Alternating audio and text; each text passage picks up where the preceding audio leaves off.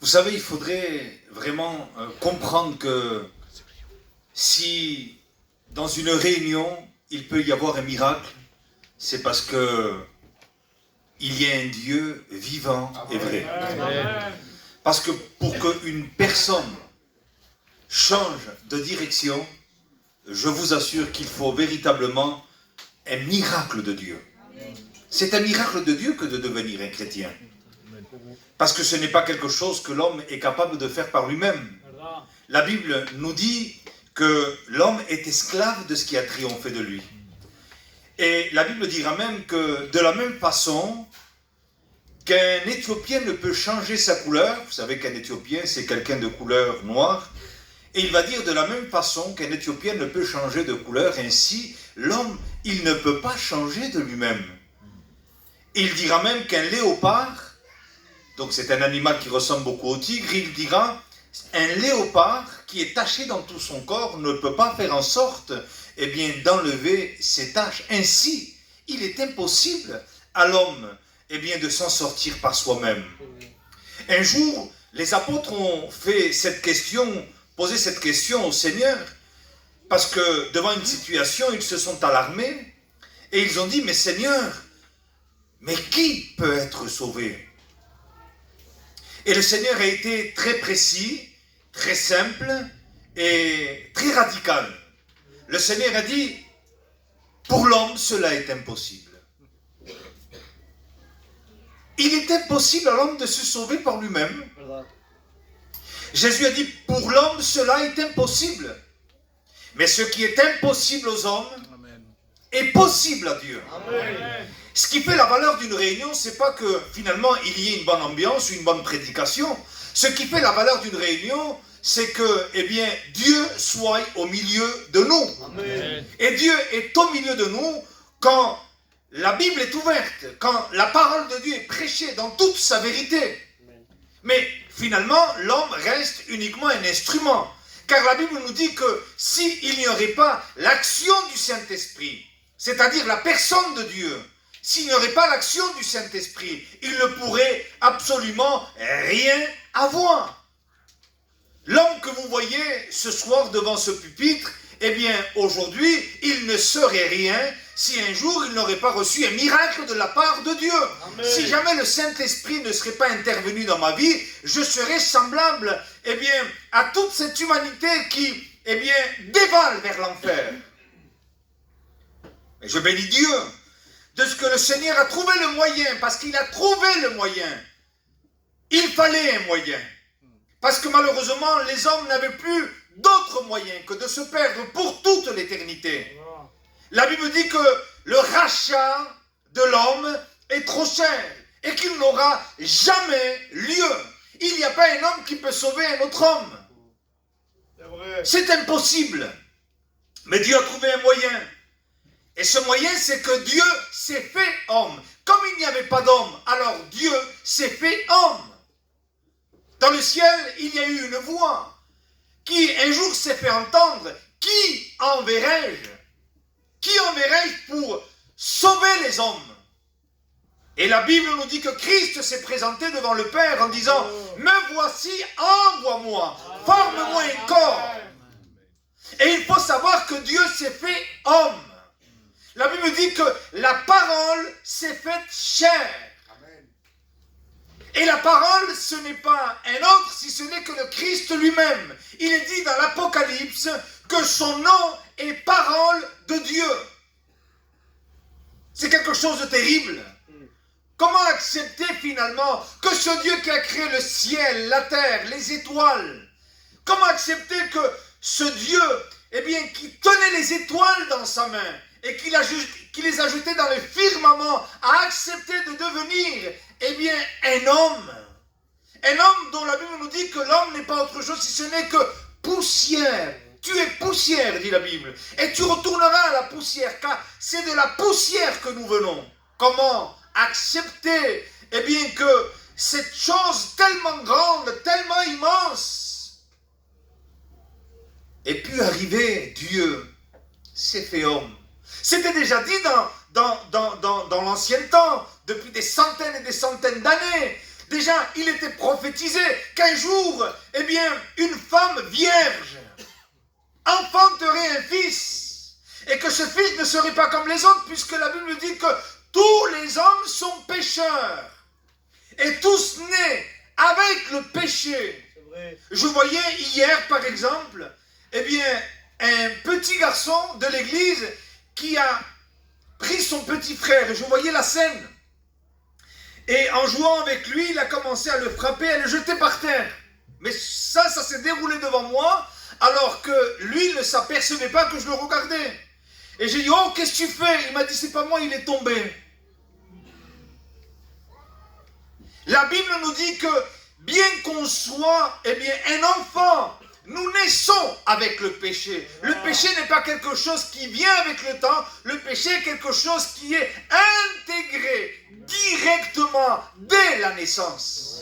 Un jour, un homme a dit comme cela, j'ai été conçu dans le péché. Dès que ma mère m'a mis, eh bien, au monde, le péché était déjà en moi. Mais la Bible nous dit que pour Jésus, c'est différent.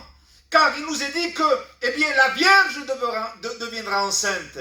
Et que Dieu nous enverrait un fils. Alléluia.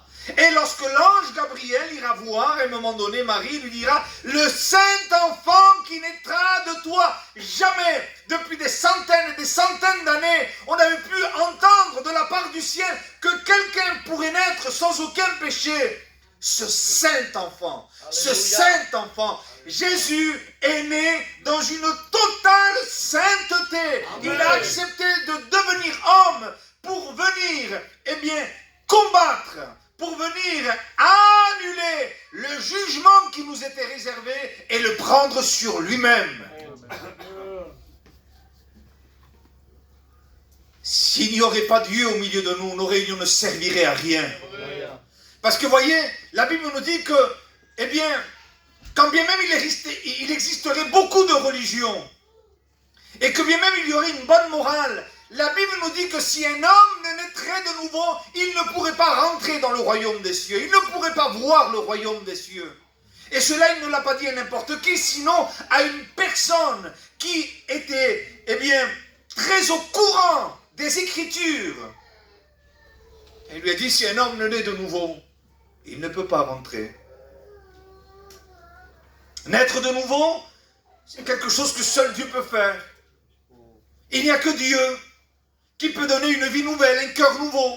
Il n'y a que lui qui peut le faire. D'ailleurs, c'est écrit dans la parole de Dieu, j'ôterai votre cœur de pierre et je mettrai en vous un cœur de chair. Il n'a jamais dit que l'homme était capable d'ôter son cœur de pierre et de le remplacer par un cœur de chair. Il est clairement dit dans Ézéchiel chapitre 36 et verset 26 que c'est Dieu qui le fera. Et Dieu le fait dans nos réunions. Amen. Dieu est capable de le faire maintenant. Amen. Dieu est capable de le faire aujourd'hui, ce soir. Et il n'a pas changé. Il est le même hier, aujourd'hui et éternellement. Combien de personnes ont été, eh bien, touchées par cette action divine? Dieu est là. Et si je ne croirais pas que Dieu est là, je pense que je perdrai mon temps à venir vous apporter une prédication. Je ne veux pas vous apporter une prédication, mais vous apporter tout simplement, eh bien, la vérité de Dieu, les vérités de Dieu. J'aimerais que nous puissions comprendre qu'ici, on n'est pas appelé à user des belles paroles pour essayer de régaler l'oreille de ceux qui veulent entendre des belles prédications. Mais nous sommes là pour vous faire connaître Dieu au travers des Écritures. Lorsqu'on prêche l'Évangile, le centre c'est Dieu. Ce n'est pas l'homme. Ce n'est pas l'homme. C'est pas j'ai fait, je vais faire, j'ai fait comme ci, j'ai fait comme ça. Ça, c'est pas de l'évangélisation. L'évangélisation, c'est parler de Dieu. Amen. Parce que le problème que les hommes ont, ne l'ont pas directement avec les hommes, ils l'ont avec Dieu. Un jour, un homme a dit comme cela, j'ai péché contre toi seul et j'ai fait ce qui est mal à tes yeux. Pourtant, il venait de pécher contre un homme. Il avait fait du mal à un foyer, il avait détruit un foyer, cet homme, il disait, j'ai péché contre toi seul. C'est contre toi seul. Car le péché se dresse directement et premièrement contre l'homme, contre Dieu, pardon. C'est l'offense à Dieu. La Bible dit comme cela, que le péché c'est la transgression de la loi. Ça veut dire que c'est violer la loi. c'est désobéir à la loi. Et c'est quelque chose de terrible de désobéir, non pas à la loi de griller un feu rouge, parce que c'est rien ça, on vous mettra une amende s'il faut. Et si vous tombez avec un gendarme gentil, il vous laissera passer. Mais transgresser la loi de Dieu, c'est horrible. C'est offenser Dieu, c'est tenir tête à Dieu, c'est ne pas se soumettre à ce Dieu redoutable. Il y a dans la parole de Dieu, puisqu'il est question de Dieu et qu'il est question des hommes, il y a dans la parole de Dieu tout ce qu'il faut pour que nous puissions comprendre qu'il est urgent que les personnes se repentent, se convertissent et se donnent à Dieu. Parce qu'il n'y a personne qui pourra gagner Dieu. Nous avons un temps, et le temps est très limité, pour mettre notre vie en règle avec Dieu. Nous ne serons pas toute l'éternité ici. Un jour ou l'autre, nous devrons partir, et nous nous tiendrons devant celui qui nous a donné cette parole, afin que nous puissions être éclairés et pouvoir affronter ce grand jour. Car la Bible nous dit qu'il est réservé à l'homme de mourir une seule fois. Prépare bien le jugement. C'est vrai. Voyez, et ce grand jour arrive, mes amis. Nous courons vers ce jour. Chaque jour qui passe, chaque heure qui passe, ce n'est finalement que la fin d'une course. Tu es en train de courir comme moi, vers le rendez-vous de tous les vivants.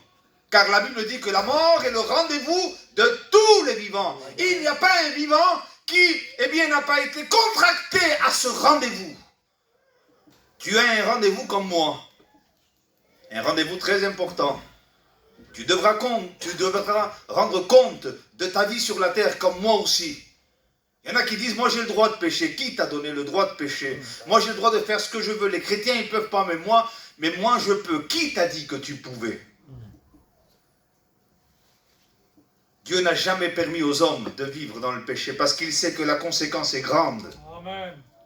On ne se moque pas de Dieu, nous dit la Bible, car celui, il sème le vent, récolte la tempête. Et ce n'est pas la tempête qu'il y a eu à Valence.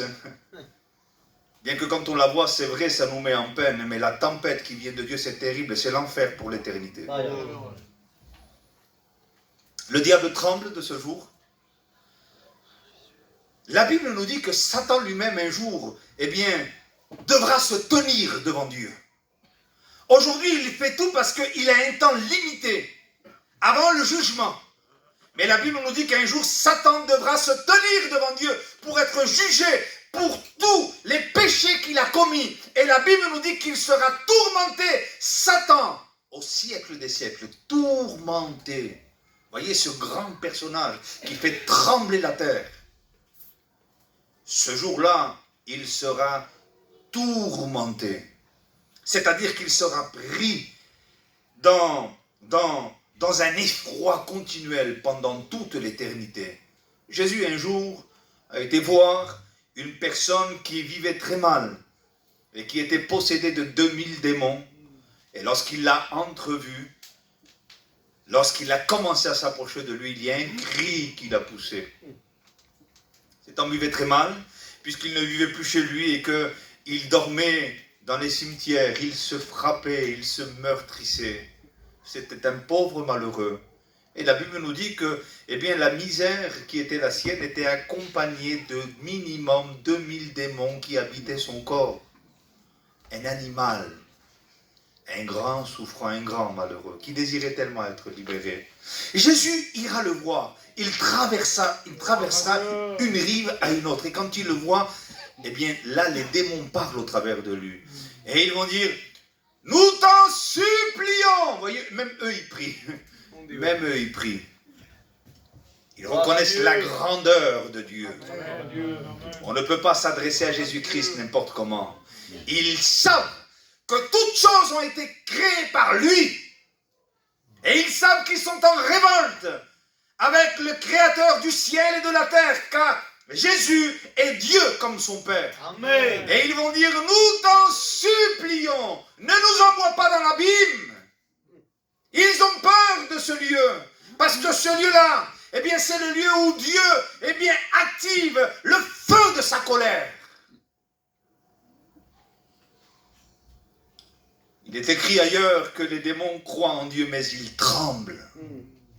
Ils tremblent. Pourquoi ils tremblent? Parce qu'un jour, ils devront se tenir devant Dieu pour tout le mal qu'ils ont fait. Aujourd'hui, on dit, mais pourquoi Dieu n'agit pas? Vous inquiétez pas, ce n'est pas à nous de prendre ces choses en main, il le fera lui et il n'a pas besoin de nous. Amen. La Bible nous dit que l'enfer a été créé pour le diable et pour ses démons, jamais pour les hommes. Mais nous ne pourrons pas enlever que Dieu est Dieu dans toute son essence. Et que Dieu ne peut pas tenir, eh bien, le coupable pour innocent. Dieu n'est pas gentil, vous voyez, il y a des personnes qui croient que Dieu est gentil. Non, Dieu est bon. Dieu est bon. Et il donne un moyen de salut. Mais Dieu n'est pas un gentil jusqu'au point de tenir le coupable pour innocent. Dieu ne dira jamais, bon, allez, c'est rien. Ça n'existe pas en soi, ça en Dieu. Détrompons-nous. La Bible nous dit que Dieu est bon et que Dieu a tant aimé le monde. Amen. Son amour est tellement grand et c'est vrai qu'il nous aime. Et il l'a démontré puisqu'il donne son Fils Jésus-Christ pour chacun de nous comme moyen de pouvoir être sauvé. Et ça, c'est l'amour de Dieu. Amen. Mais Dieu ne tolère ni excuse rien du tout. Maintenant, écoutez bien. Je voudrais ce soir que nous lisions une parole dans les Écritures saintes. Dieu va s'adresser à un homme qui s'appelle Jonas. Dans le livre de Jonas, au chapitre 1er, la parole de l'Éternel fut adressée à Jonas, fils d'Amitai, en ces mots. Lève-toi, va à Ninive la grande ville, et crie contre elle, car sa méchanceté est montée jusqu'à moi. Il y a une ville appelée Ninive. Lorsque je lis un petit peu la géographie, c'est-à-dire l'étendue de cette ville, eh bien, l'étendue de cette ville était grande. Il y avait des milliers d'habitants. C'était pas un petit village comme on voit dans les films. Quand on parle, quand on essaye de faire finalement quelque chose qui ressemble au temps d'avant, avec des films, vous savez, style la petite campagne. Non, non, c'était une grande ville qui s'était abandonnée à un péché. Et ce péché, eh bien, est monté jusqu'au ciel. Et Dieu va dire, Jonas, lève-toi. C'est une urgence. Va contre cette ville et crie contre elle. Il nous est dit que ce prophète, finalement, ne veut pas y aller. Parce qu'il savait de quelle espèce étaient ces gens. Et il ne désirait pas non plus que Dieu leur fasse miséricorde. Écoutez bien. Dieu envoie avec un but précis. Et je voudrais accentuer sur ça parce que trop souvent, nous ne mettons pas les choses dans l'ordre. Bien sûr, je parle à ceux qui viennent et qui côtoient nos réunions. Et lorsque le Seigneur l'envoie, il dit, va et crie contre cette ville. Il faut que cette ville sache qu'ils, eh bien, leur péché est monté et que maintenant, le jugement va venir sur eux. Écoutez, je sais que nous n'aimons pas entendre ça, mais Dieu veut que nous le prêchions. Et si nous ne sommes pas fidèles à ce qui est écrit et à ce que Dieu veut qu'on prêche, eh bien, nous perdons notre temps devant, eh bien, tous ceux qui un jour peuvent être sauvés. Dieu est un Dieu de jugement. Dieu est un Dieu de jugement. La Bible nous révèle que Dieu est un Dieu de condamnation et qui condamne. Écoutez bien, il est écrit dans l'Évangile, je crois que c'est la fin de l'Évangile de Matthieu, celui qui croira et qui sera baptisé sera sauvé. C'est un Dieu qui sauve. Mais celui qui ne croira pas sera condamné. Voyez, Dieu est un Dieu qui sauve. Mais n'enlevons jamais que c'est un Dieu aussi qui condamne et qui condamne tous ceux qui ne veulent pas se sauver. Va et crie contre cette ville.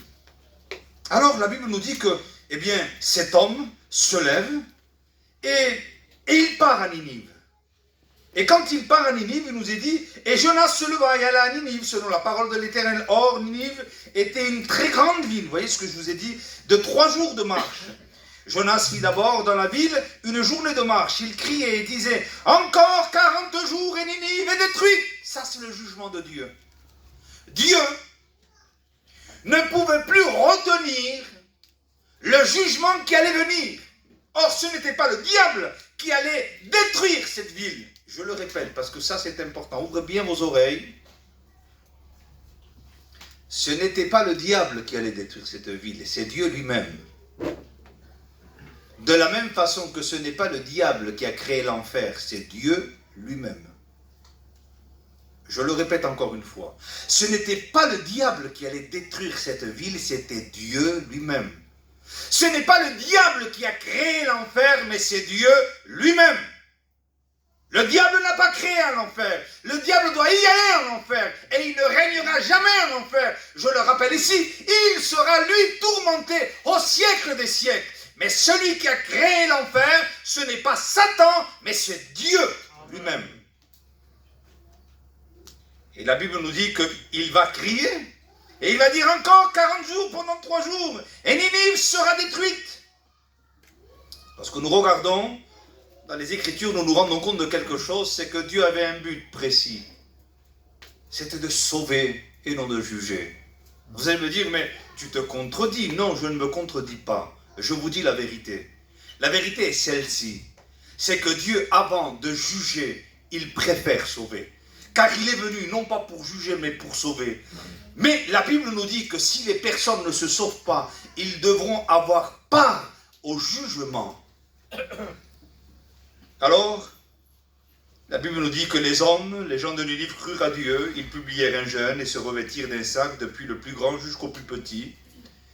Et la Bible nous dit qu'à un moment donné, ils se sont repentis. Amen. Et alors, parce qu'ils se sont repentis, il est dit que Dieu vit qu'ils agissaient ainsi et qu'ils revenaient de leur mauvaise voie. Alors Dieu se repentit du mal qu'il avait résolu de leur faire et il ne le fit pas. Avez-vous vu une seule fois ici que c'était le diable qui allait les détruire et les juger? Non. C'était Dieu. Vous allez me dire, alors Dieu est méchant? Non, Dieu est juste. C'est un Dieu qui juge le péché. Écoutez bien, vous savez très bien que cette terre, c'est prouvé par les scientifiques, et même si les scientifiques ne voudraient pas le prouver, ce que Dieu dit est la vérité. Cette terre, dès à présent, un jour, a été couverte par les eaux. Dieu vit aussi que la méchanceté des hommes s'élevait, de la même façon qu'ici. Et Dieu vit un homme qu'on appelle Noé, et Noé trouva grâce aux yeux de Dieu. Il dit, Noé, construis un arche. Car je vais faire venir un jugement sur la terre. C'est pas le diable. C'est Dieu. On a trop regardé un Dieu faible. Un Dieu qui dit, oh, le pauvre. Non. Mes amis, c'est un Dieu qui nous aime et qui veut nous sauver. Mais c'est un Dieu qui est juste et qui ne changera jamais. C'est un Dieu qui est saint, qui ne changera jamais. Ça doit être terrible de se tenir en face de Dieu avec la culpabilité d'avoir fait ce qu'on voulait de notre vie sur la terre. C'est horrible. Mes amis, c'est horrible. Sachant que d'un moment à l'autre, le fil de notre vie peut être coupé. Oh, réjouis-toi, il dit, jeune homme, dans ta jeunesse. Mais sache que pour tout cela, Dieu t'appellera en jugement. Il te ramènera un jour à lui. Et tu devras te tenir devant lui et rendre compte pour la vie que tu as menée, d'avoir, vécu en offensant Dieu par ton comportement. Écoutez bien, Dieu avait fait venir ce message parce que son but, c'était que les gens se repentent et qu'ils soient sauvés. Parce que c'est un Dieu bon, un Dieu de miséricorde. Maintenant, écoutez bien. Il est souvent dit, comme dans du temps de Noé, je reviens sur ça, c'est Dieu qui envoie le jugement. 8 personnes seulement ont été sauvées. Et toute l'humanité a écoulé sous le déluge. Mais qui c'est qui a fait ça? La Bible nous dit que Dieu était sur son trône. Est-ce que Satan apparaît? Vous savez, il faut savoir quelque chose, que Satan n'a pas le droit au jugement. Parce que ses mains sont trop sales pour le faire. Il a déjà, lui, un jugement contre lui-même. Jésus a dit, le prince de ce monde est déjà juger. Il n'y a que ceux qui ont les mains propres qui peuvent juger. Le diable a les mains sales et il sera jugé. Mais celui qui a les mains propres, c'est Dieu. Il est le Dieu saint. Il est le juste juge. Alors, on dit souvent de foi, et c'est une vérité aussi, mais qui est une vérité seconde, qui est une vérité, si vous voulez, de conséquence. Ouvrez bien vos oreilles, s'il vous plaît, mes amis. Dieu ne veut pas te libérer de Satan, il veut te libérer de lui. Vous avez entendu ce que je dis? Est-ce que vous avez entendu ce que je viens de dire? Allô? Dieu ne veut pas te libérer de Satan, il veut te libérer de lui-même. Jésus a dit, ne craignez pas ceux qui tuent le corps, mais craignez plutôt celui qui a le pouvoir de jeter vos âmes dans la géhenne. Nous, on cherche à libérer les gens du diable. Dieu dit, non, non, non, non, non, non, libérez-les de moi. Parce que je n'excuserai pas leurs péchés.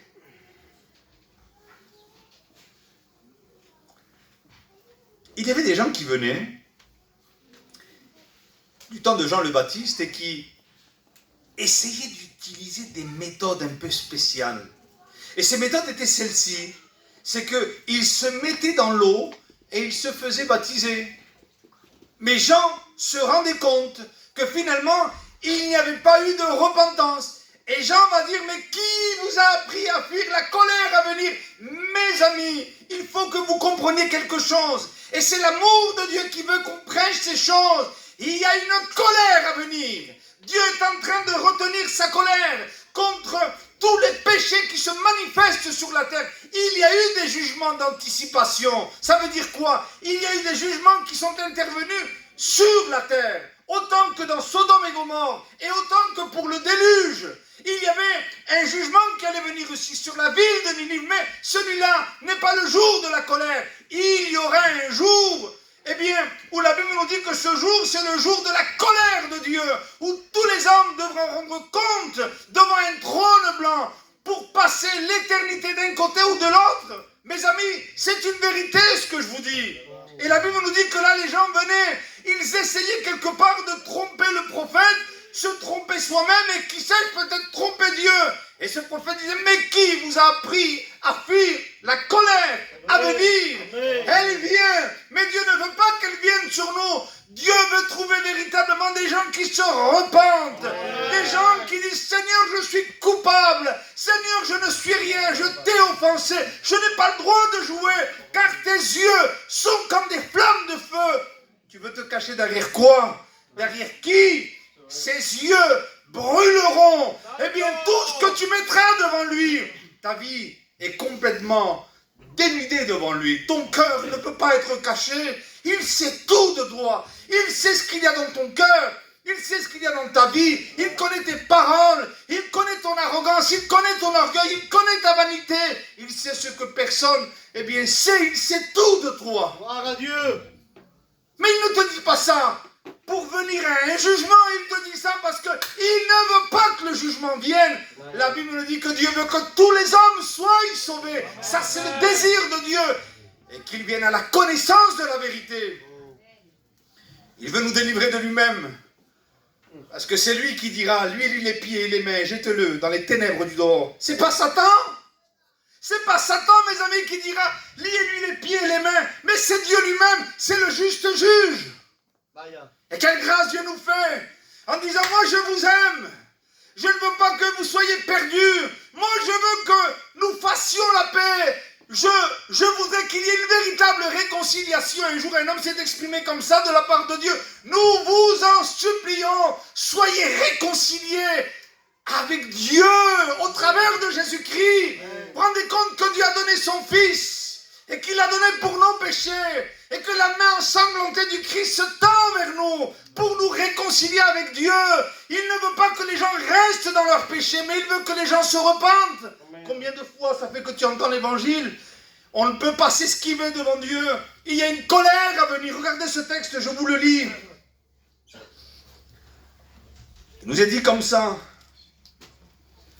Ô homme, qui que tu sois, toi qui juges, tu es donc inexcusable, parce que vous savez qu'il y a des bons moralistes, et c'est les premiers pour juger les uns et les autres. Le problème, c'est qu'ils ne savent pas se regarder eux-mêmes. Et ça, c'est terrible, c'est horrible. Je préfère voir tous mes défauts, moi je peux les arranger, que voir les défauts des autres. Je préfère voir toute mon hypocrisie avant d'arranger l'hypocrisie des autres. Homme, qui que tu sois, et ça pourrait être moi qui vous prêche ce soir, toi qui juges, tu es donc inexcusable, car en jugeant les autres, tu te condamnes toi-même, puisque toi qui juges, tu fais les mêmes choses. Nous savons en effet que le jugement de Dieu contre ceux qui commettent de telles choses est selon la vérité. Et penses-tu, ô homme qui juge ceux qui commettent de telles choses et qui les fait, que tu échapperas au jugement de Dieu? Échapper au jugement de Dieu parce que nous sommes les meilleurs juges. Et puisque tu te comportes en juge, tu seras juge de toi-même. Ou méprises-tu les richesses de sa bonté, de sa patience et de sa longanimité, c'est-à-dire de son endurance à ce que tu te repentes? Ne reconnaissant pas que la bonté de Dieu te pousse à la repentance, mais par ton endurcissement et par ton cœur impénitent, c'est-à-dire dur, rebelle, tu t'amasses. Et c'est toi qui le fais. Un trésor de colère pour le jour juste du jugement de Dieu. Vous vous rendez compte? L'amour de Dieu qui est ici et qui pousse les hommes finalement, car la Bible dit que l'amour de Dieu pousse les hommes à la repentance. Quand Ninive s'est converti, le prophète s'est fâché, il dit: je savais que tu étais bon, hein. C'est pour ça que je ne voulais pas y aller prêcher à ces gens de Ninive, parce que je savais que tu es celui qui est capable de pardonner, tu es miséricordieux. Et le prophète ne voulait pas finalement. Dieu est bon, mes amis. Amen. Il n'essaye d'effrayer personne ici. Même si peut-être il veut secouer certaines personnes en disant: réveille-toi.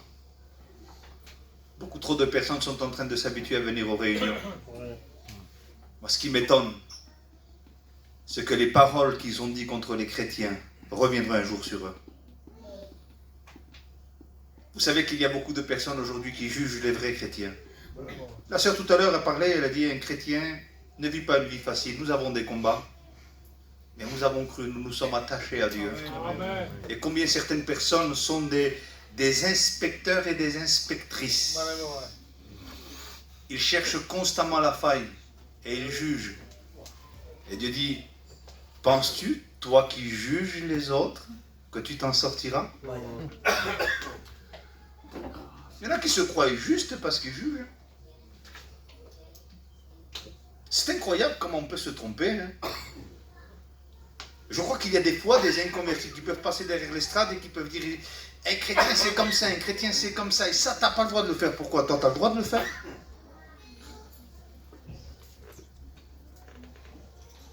L'amour de Dieu est là. Vous savez, quand il y avait le feu là-bas, en 2001, dans les tours du World Trade Center, là-bas à New York, les pompiers ne venaient pas avec douceur, hein. C'était des cris. Parce qu'une personne qui va se brûler, on ne va pas avec des mots en leur disant: sortez si vous voulez. Mais plutôt: sortez! Courez! Aujourd'hui, il y a certaines personnes qui voudraient se convertir avec des mots, vous savez, suaves un peu. Moi, je préfère lui, tu vois, parce que lui, quand il me le dit, il me dit: mais est-ce que ça te change? Vous savez, on a un problème aujourd'hui.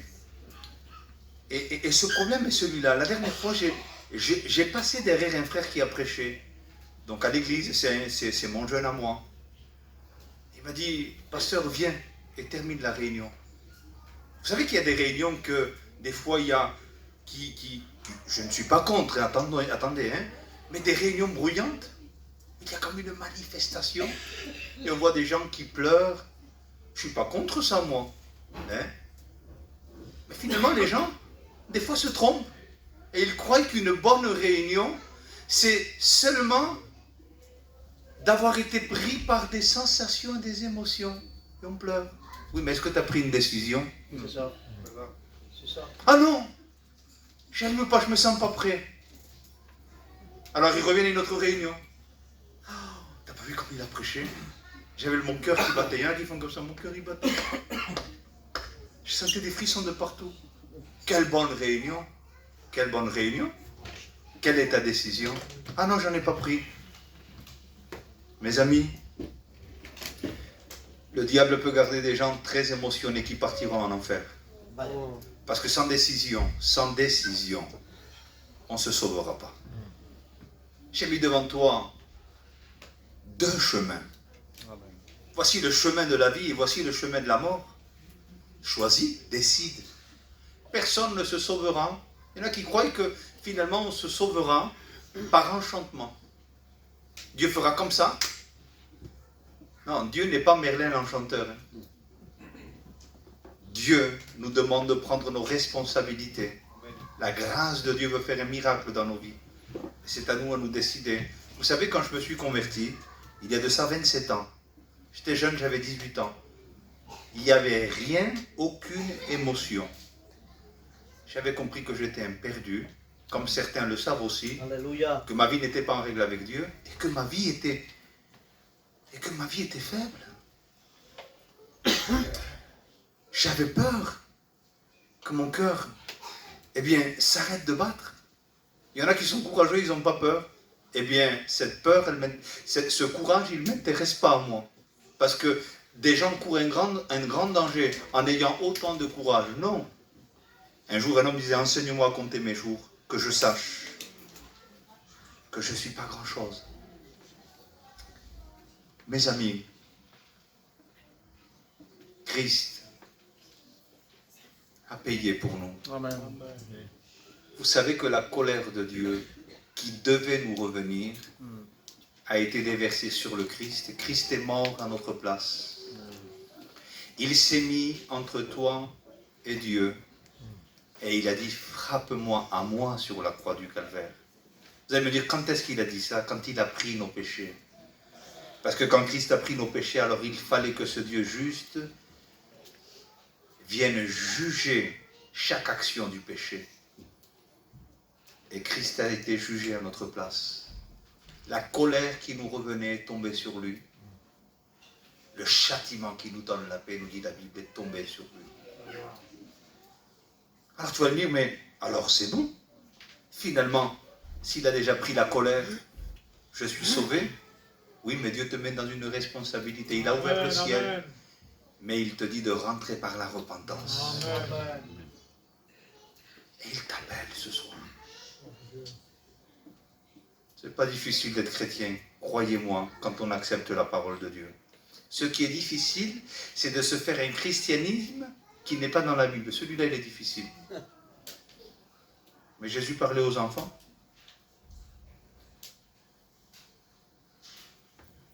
Vous savez, j'avais quelqu'un de la famille, je ne dirai pas son nom, il dit, moi je sens rien.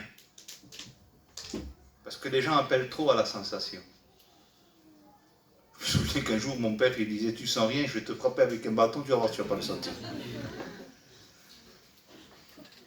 Il n'est pas question de sentir, mais il est question de croire. Tu as le droit de croire le diable, qui te dit que finalement, ce que tu as entendu ce soir, c'est pas si important que ça, et que tu peux le remettre à demain. Tu as le droit de croire aussi que Dieu t'a parlé. Amen. Mon ami, je ne sais pas si on se retrouvera. Il y en a qui disent, quand est-ce que c'est la prochaine réunion? Peut-être qu'il n'y en aura plus pour toi. Je vous dis juste ça, c'est pas pour faire peur, mais pour aider à prendre conscience. Il y avait un jeune qui un jour est parti avec sa voiture. Donc aujourd'hui, tout le monde conduit des voitures, et que Dieu nous garde. Hein? Et puis, en conduisant, Samuel, il avait fait un accident, mais très très grave. Je ne sais pas s'il avait fait des tonneaux, des choses comme ça. Et ça s'était passé dans la matinée. Donc il sort de sa voiture et il va trouver ses amis. C'est vrai ce que je vous dis, hein? Et t'as vu ce qui m'est arrivé ce matin? Il dit non. Il dit écoute, à un moment donné la voiture, elle a dévié, je n'arrivais plus à la tenir dans mes mains. Il dit j'ai commencé à faire des tonneaux. Il dit alors si tu vois la voiture, il dit elle vaut plus rien. Il dit mais regarde, j'ai rien. Et son ami qui était un fêtard lui dit comment tu es passé par un problème comme ça et tu ne vas pas le fêter? Et l'autre il a pris conscience. Il dit mais c'est vrai, c'est pas tous les jours qu'on passe à côté de la mort et on va le fêter. Et il prend une autre voiture et il va chercher des choses pour faire la fête avec ses amis. Et tout content, il grille un feu rouge et un poids lourd qui est passé. Ce même jour, il est décédé. Qu'est-ce qu'on est? Des fois, on n'entend pas ça, mais qu'est-ce qu'on est? Vous savez, je vous le dis parce que ça m'est arrivé à moi. Le jour où je sors du coiffeur, et le coiffeur était près de ma maison, j'avais ma voiture, moi. Et j'étais content de partir à la maison, de retrouver mes enfants, surtout que ça avait été long, et je roule. Et puis, il y a une dame âgée qui ne respecte pas la priorité à droite, donc moi je ne roulais pas vite, mais elle arrivait à fond, elle arrivait à fond, et elle m'a pris sur le côté. Alors moi j'ai rien vu, c'est la première fois que ça m'est arrivé. À un moment donné, j'ai vu que j'ai perdu la direction de la voiture. Et à ce moment-là, je ne voyais plus rien. Et la voiture, elle a commencé à faire des tonneaux. Bam, bam, bam. Et là, à l'intérieur, je ne comprenais pas. J'ai dit, Jésus! Et d'un seul coup, si vous voulez, la voiture, elle est tombée sur ses 4 roues. Je suis sorti, moi j'avais quelque chose. Hein. J'avais l'acromio ici qui était complètement défoncé. Pendant 1 mois ou 2 mois, je ne me souviens plus. J'ai souffert de douleurs incroyables, mais le Seigneur m'a gardé. Amen. Et vous vous rendez compte, on sort d'un coiffeur, on croit qu'on va voir sa femme, ses enfants. Ma femme est venue de la maison avec mes enfants à pied, c'était pas loin. À côté de chez moi, j'avais fait un accident qui aurait pu me coûter la vie. On n'est rien, je vous assure qu'on n'est rien. Vous savez ce que c'est un accident? Vous savez ce que c'est un accident? C'est quelque chose qu'on n'a pas prévu. Il y en a qui disent, mais tu te rends compte si j'aurais su? Mais non, c'est un accident. Un accident, ce n'est jamais prévu. C'est pour ça qu'on appelle un accident. Qui c'est qui a la garantie ici de ne pas passer par des accidents? On n'est rien. Pendant que tu entends sa voix, mets ta vie en règle. Et dis-lui, Seigneur, non, moi je ne veux pas me perdre, Seigneur. Je ne veux pas me tenir un jour devant toi et répondre, je n'ai pas accepté le pardon de mes péchés. Je ne me suis pas repenti. Je ne veux pas entendre ces mots terribles, liez-lui les pieds et les mains et jetez-le dans les ténèbres du dehors, là où il y aura des souffrances. La Bible nous dit, et dit des souffrances extrêmes, puisqu'il y aura des grincements de dents. Vous savez ce que c'est des grincements de dents? Les scientifiques ils disent que quand une personne arrive à des extrêmes souffrances et qu'il n'arrive plus à exprimer la douleur, alors il se tord, il se contracte et il grince des dents. C'est-à-dire que c'est quelque chose que le corps lui-même ne contrôle plus. Jésus a dit que dans cet endroit, la douleur est tellement extrême qu'elle est semblable à une personne qui grince les dents. Vous savez, il y a une autre allusion que le Seigneur fait dire aussi par une personne qui se trouve en enfer et qui dira, je suis ici et dit, et je meurs de soif. Je ne sais pas si vous avez eu soif un jour en été. C'est une sensation terrible. Quand ça fait quelques heures que vous avez soif, je vous assure, de toute façon, scientifiquement, on peut rester 3 jours sans boire et ensuite, on peut mourir. On peut rester beaucoup de jours sans manger, mais pas sans boire. On se déshydrate. Mais quand on a cette sensation de soif, quand elle est tellement forte, on est capable de boire n'importe quoi. cette sensation accompagnera les souffrants qui seront toute l'éternité en enfer. C'est quelque chose qui finalement n'arrivera jamais à être désaltéré. C'est une souffrance sans fin. C'est un endroit où les démons ne veulent pas y aller. C'est un endroit où le diable ne veut pas y aller. C'est un endroit où le diable veut conduire le maximum de personnes. Mais mon ami, le Seigneur, il t'aime. Ce soir, il t'appelle en te disant qu'il ne veut pas que tu te perdes, mais que tu te sauves. On prie le Seigneur.